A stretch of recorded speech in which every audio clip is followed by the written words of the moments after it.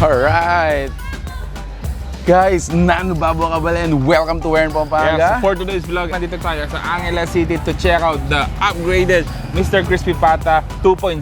Actually guys, so we've featured them, yung mga iba-ibang branches nila dito sa Where in Pampanga for their famous, of course, Crispy Pata. But for now, we were invited guys to come and check out, experience them, yung level up, yung 2.0 nila. Actually, we will chill out and check out yung bagong ambience ng Mr. Crispy Pata. There you have it guys. If you wanna know more about this, samahan niyo po kami. So tara, let's go!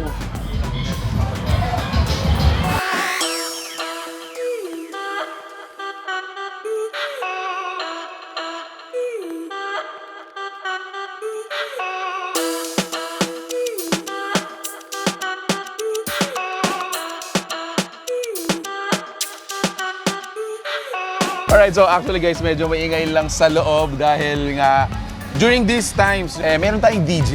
Yes. Yung place natin dito is very similar dun sa mga Mr. Crispy Pata branches na na-feature natin. However, yun nga, on a regular basis, meron silang invitation ng mga DJ wherein you can chill, you can party. Yes, you could play beer pong here, enjoy with friends. At the same time, syempre, hindi rin naman natin makakalimutan yung mga favorites natin, yung Crispy Pata nila, yung Chicharon Bulaklak, syempre yung Sisig. Alright, so I think balik na kami guys. Medyo naghihintay yung pagkain namin at saka, parang chill.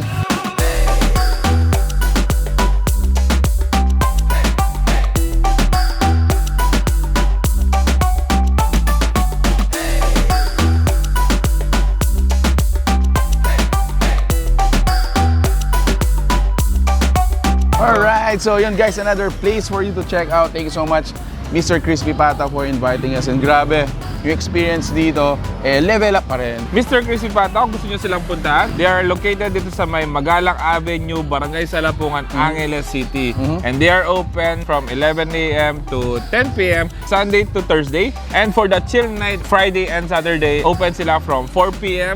to 12 a.m. Yun guys, so wag pa rin natin kakalimutan during the day, and available pa rin sila sa dining experience, and available pa rin sila sa Food Panda and other food order and delivery applications. Yes. There you have it guys. If you like this video, please give it a thumbs up, share it with your friends. We hope to see you in the next video. So that's it. Thank you for watching We're in Pampanga. Until our next discovery. Peace out. Bye guys.